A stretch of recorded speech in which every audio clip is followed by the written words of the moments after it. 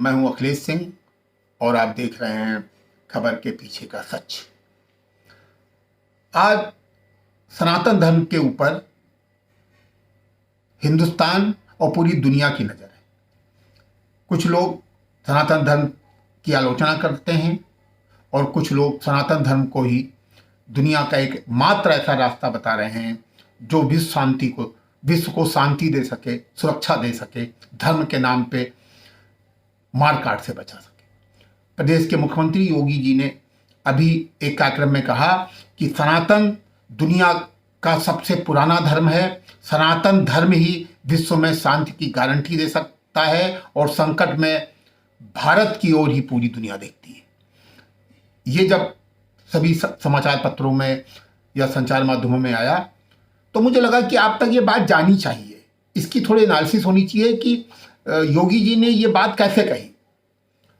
मित्रों, आप जानते हैं कि जिस समय दुनिया में कोई धर्म नहीं था, कोई संगठित ऐसी कोई पूजा पद्धति नहीं थी, उस समय दुनिया के मानव को एक सही रास्ता दिखाने का एकमात्र जो धर्म था वो सनातन धर्म था। आज जो भी देख रहे हैं लोग, जो भी आप देख रहे हैं पूजा पद्धति, वो सब सनातन के बाद ही निकली है। लेकिन अब लोग इसकी आलोचना कर रहे हैं। सनातन धर्म ने ही एक फिलॉसफी दी। सनातन धर्म का मुख्य वाक्य क्या है, मुख्य बातें क्या हैं कि एकम संत विप्रा बहुधा वदंती। एक ही सत्य है जिसको हम विभिन्न तरीकों से कहते हैं, वसुधैव कुटुंबकम। और भी बहुत हमारे पुराने धर्म ग्रंथों में, संस्कृत धर्म ग्रंथों में पूरी दुनिया के को एक परिवार माना गया है। इसके बहुत उदाहरण हैं, यहाँ ज़्यादा बताने की जरूरत नहीं है। और पूरी दुनिया में धर्म के नाम पे जिस समय काट हो रहे थे, उस समय भी हिंदुस्तान में धर्म के नाम पे कोई मार काट नहीं। सिद्धांतों में तुलसीदास जी पैदा हुए, उन्होंने जितने पंथ संप्रदाय थे उनको सबको जोड़ दिया। यहाँ भगवान बुद्ध है, उनको हर हिंदू भगवान कहता है। महावीर आए, उनके भगवान महावीर कहता है।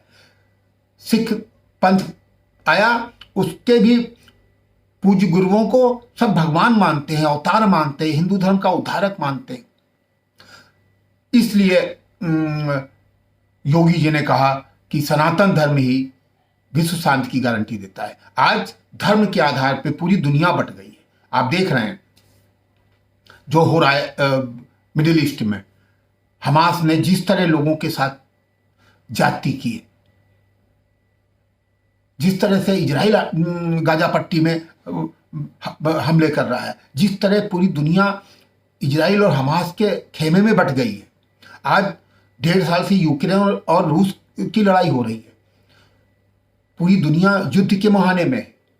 उस समय भी हिंदुस्तान और हिंदुस्तान के प्रधानमंत्री या हिंदुस्तान की संस्कृति पूरी दुनिया को एक रहने की, धर्म के आधार पर संघर्ष न करने की, सबको स्थान देने की, सबको सम्मान देने की सीख दे रहा है। लगातार मानवता की रक्षा के लिए भारत मानवीय शक्तियों के साथ खड़ा है। आप इस पे थोड़ा और आप जाइए। आज आप देखिए कि जिस समय यहूदियों पे पूरी दुनिया में अत्याचार हो रहा था, रोमन 3000 साल पहले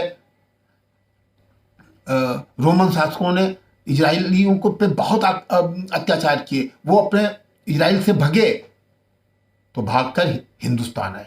पूरी दुनिया में हिंदुस्तान ही एकमात्र ऐसा देश है जिसमें यहूदियों के ऊपर कोई अत्याचार नहीं हुआ। यहूदी बंबई में रहे, यहूदी केरल के तट पे रहे, यहूदी मद्रास में रहे। केनेथ रॉबिन्स ने एक पुस्तक लिखी है, बड़े विचारक हैं, उन्होंने लिखा है कि दुनिया में एकमात्र हिंदुस्तान ऐसा देश है जिसमें यहूदियों पे कोई अत्याचार नहीं हुआ। इसी तरह 7वीं सदी में ईरान पे आक्रमण हुआ अरबों का, वहां उसके पहले जरथुस्त्र धर्म माना जाता था, अग्नि के उपासक थे। वहां पे भी लोगों को जबरदस्ती धर्म परिवर्तित कराया गया और वहां से उस समय जो पारसी बच सके, जो फारसी बच सके, वो वहां से भागे और भाग के हिंदुस्तान आए एक जहाज पे। कुछ लोग थे, कुछ बहुत छोटी संख्या थी उनकी, हिंदुस्तान में आके बस गए। आज वो उनकी संख्या करीब 1 लाख तक पहुंच गई है और वो हिंदुस्तान के पूरे व्यापारी टाटा को आप जानते ही हैं, वो पारसी ही हैं। तो समाज में घुल मिल गए और आज पारसियों को भी ये गर्व होता है कि हिंदुस्तान हमारे लिए शरणस्थली है, यहाँ हमें कोई दिक्कत नहीं। यही नहीं, जिस समय शिया के महान विचारकों का संघर्ष चल रहा था अरब में, उस समय भी जब और लखनऊ के शिया लोग अपने त्योहारों में लगाते हैं, लिख के बैनर लगाते हैं कि उस समय उनके प्रमुख नेता ने जब वो गिरफ्तारी की बात आई तो उन्होंने कहा भाई हमें आप मौका दे दीजिए, हम हिंदुस्तान जाना चाहते हैं। हिंदुस्तान में इस्लाम के लोग तो नहीं लेकिन इंसान रहते हैं। मतलब हमने दुनिया के हर दुखी, पीड़ित और परेशान आदमी को शरण दिया, धर्म के आधार पर कभी भेदभाव नहीं किया। आज भी हम सबको सम्मान देना चाहते हैं, सबका स्वागत करना चाहते हैं और चाहते हैं कि विभिन्न धर्म, विभिन्न पंथ के लोग यहाँ आज़ादी के साथ रहें, बशर्ते कि यहाँ का जो मूल नागरिक है, ये जो सरकार है, वो चाहती है कि यहाँ सबके साथ कानून एक समान व्यवहार करे और नागरिक भी प्यार मोहब्बत से रहें। इसीलिए मुझे लगता है योगी जी ने कहा है कि सनातन धर्म ही विश्व में शांति की गारंटी है।